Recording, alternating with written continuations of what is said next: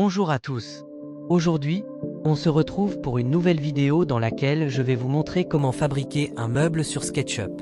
Ensuite, grâce à un plugin, nous verrons comment réaliser un calpinage pour connaître précisément le nombre de pièces nécessaires. Je vais créer un meuble très basique. C'est parti! Dans un premier temps, vous allez choisir un modèle.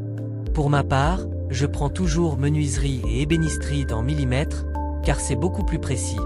Ensuite, vous lancez SketchUp. Vous allez créer un rectangle de 300 mm par 300 mm, raccourci clavier R, puis double-cliquez sur le rectangle pour le sélectionner entièrement. Faites un clic droit, sélectionnez, créez un composant, nommez-le comme vous voulez, puis validez.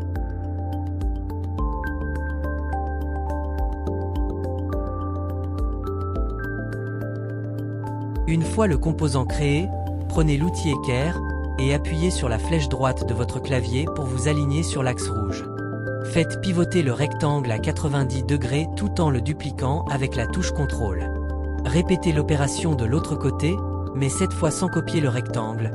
Faites-le simplement pivoter à 90 degrés sur l'axe rouge.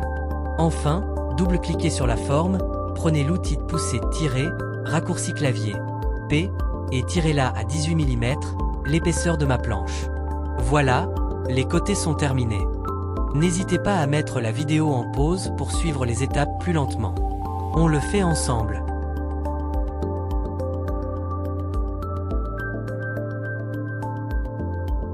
Prenez l'outil rectangle, raccourci clavier R, et dessinez un rectangle au-dessus des deux côtés.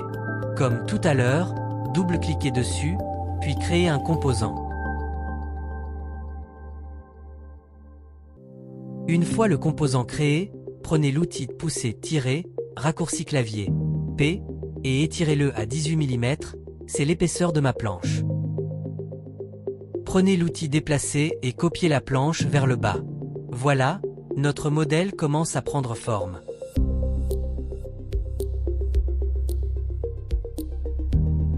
Maintenant, nous allons créer le fond de notre meuble. Placez-vous sur un coin, puis dessinez un rectangle comme ceci. Ensuite, double-cliquez dessus et créez un composant.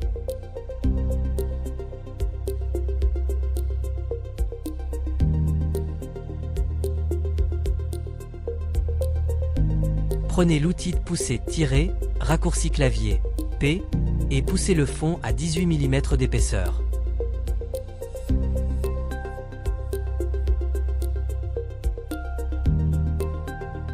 On va tracer des guides pour trouver le milieu des côtés. Nous en traçons un de chaque côté. Lorsque le milieu est trouvé, le petit point change de couleur.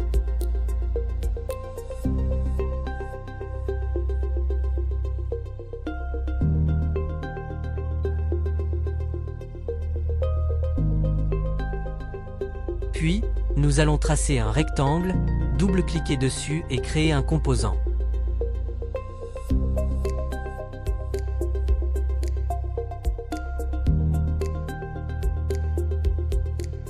Ensuite, prenez l'outil de poussée tirer, raccourci clavier P, et poussez-le à 18 mm.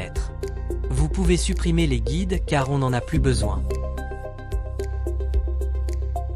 Enfin, nous allons créer la porte avant du meuble. Prenez l'un des côtés du meuble et copiez-le à l'aide de l'outil déplacer plus CTRL, comme ceci. Ensuite, faites-le pivoter pour représenter une porte. Voilà, notre meuble est terminé. Maintenant, je vais vous montrer quel plugin utiliser pour réaliser un calpinage. Le plugin s'appelle OpenCutList. Je vous mettrai le lien dans la description pour le télécharger. Ajoutez de la couleur à votre meuble, peu importe laquelle. Pour ma part, je vais choisir une finition chêne.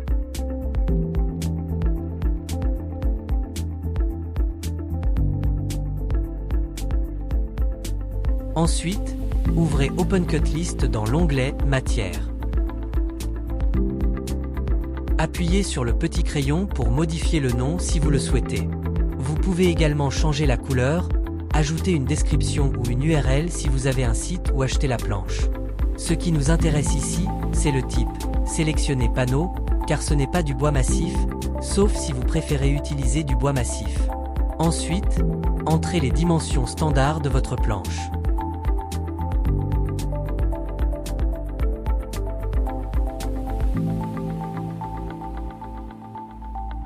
Puis, choisissez l'orientation du fil ou indiquez qu'il n'y en a pas si c'est un matériau composite.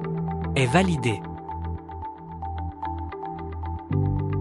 Allez dans l'onglet Débit, cliquez sur Générer, et normalement, chaque morceau de votre meuble apparaît avec ses dimensions.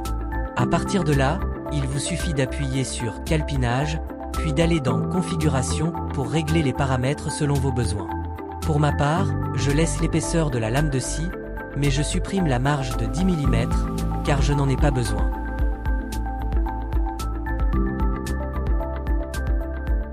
Dans l'onglet Affichage, je ne modifie rien et je laisse les pré-réglages. Ensuite, cliquez sur Valider. Une fois sur votre feuille, vous verrez toutes les découpes nécessaires pour votre planche. Pour ce projet, il vous faut une planche par meuble. Si vous souhaitez en fabriquer plusieurs, comptez une planche par meuble. Le logiciel affiche même les chutes de bois. Enfin, si vous le souhaitez, vous pouvez imprimer directement la fiche de débit. Cela vous permettra d'avoir sous la main le nombre exact de planches nécessaires ainsi que le plan de découpe et le sens de coupe. Et voilà comment fabriquer un meuble sur SketchUp et réaliser un calpinage. J'espère que cette vidéo vous aura plu, et je vous dis à la prochaine pour plus d'astuces.